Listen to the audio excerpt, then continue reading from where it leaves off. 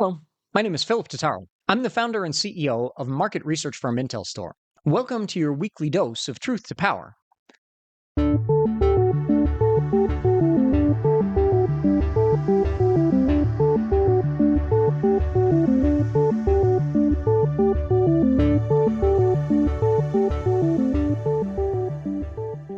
Truth to Power examines data-driven insights for the energy sector with a focus on renewables. On this week's episode, we're looking at the feed-in tariffs, public finance, and capital efficiency of solar PV from the IntelStor Future of Renewables report. The journey that solar PV's made on cost of energy is one of the most impressive in the renewable energy sector. Over the past 15 years alone, cost of energy reduced from over $400 per megawatt hour to under $50 per megawatt hour. It's put the technology in direct competition on cost with both petroleum and natural gas when their prices have spiked in the past. While cost competitiveness with the global average for coal still remains elusive, the anticipated future performance improvements from perovskite-based cell technology, which will allow solar PV to match the cost of energy performance of onshore wind and hopefully achieve an unsubsidized parity cost with the global price of coal-based power. But it's clear that the downward trend continues. Feed-in tariffs for solar PV have been an extremely divisive topic over the years, with many believing that the industry should be able to compete without subsidies. Feed-in tariff prices for solar PV in Europe, Africa, and the Middle East, as well as Asia Pacific, have all averaged well into the $100 per megawatt hour range, with some feed-in tariffs in the Asia Pacific region topping $300 per megawatt hour. In the meantime, the paltry feed-in tariffs in the Americas region were influenced by the extremely small subsidies in the USA, combined with low average power purchase contract prices. For those that aren't familiar, the investment or production tax credit that is received is basically equivalent to between, let's say, $15 and $30 a megawatt hour, and power purchase contract prices have varied anywhere between $10 to $12 all the way up to maybe 25. So when you combine that into a feed-in tariff price, you're getting something that's substantially less than other markets in the rest of the world.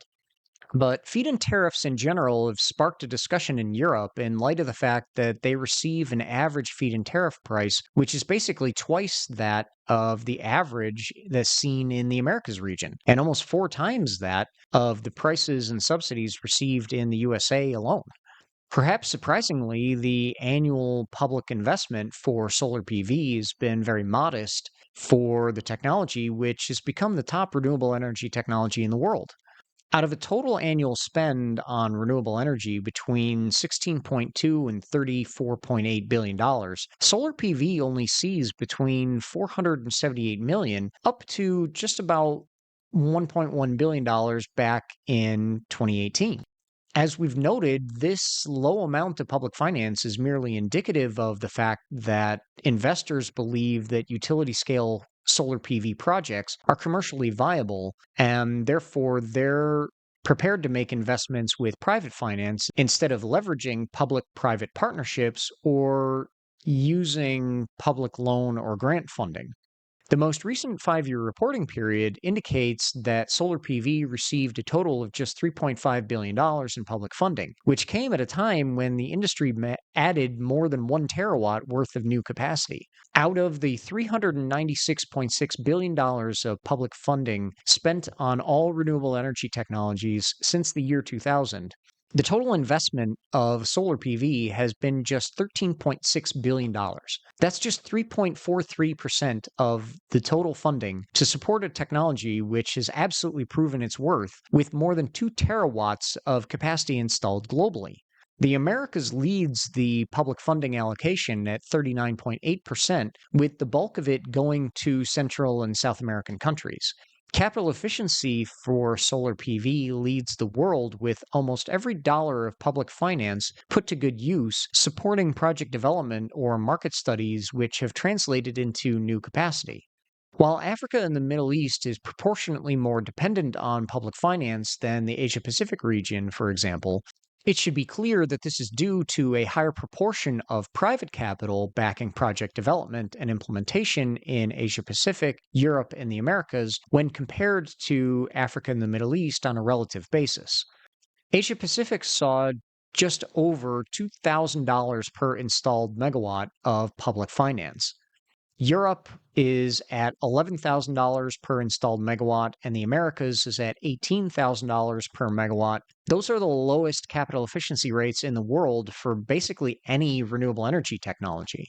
While Africa and the Middle East is relatively more expensive at $52,000 per installed megawatt, this is still substantially less public money spent per installed megawatt than almost any other renewable or non-renewable technology in the world.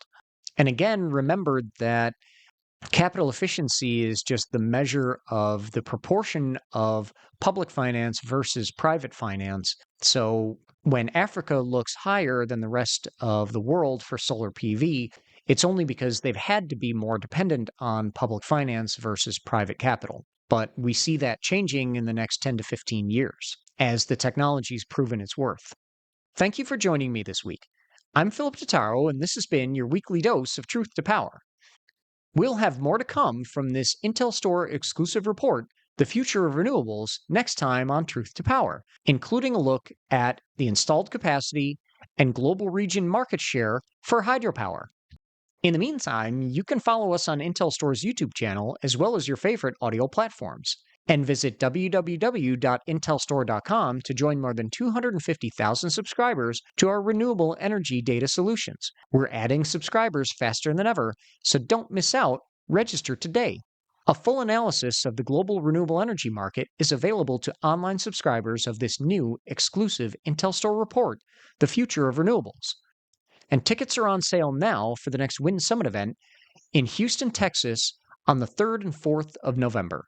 Visit www.windsummit.org and join hundreds of your industry colleagues to discuss all the latest trends in O&M. We've got speakers and panelists lined up from companies like NextEra, EDPR, EDF, Pattern Energy, ExxonMobil, WEG, and more. So don't miss out. Register today. We hope to see you there.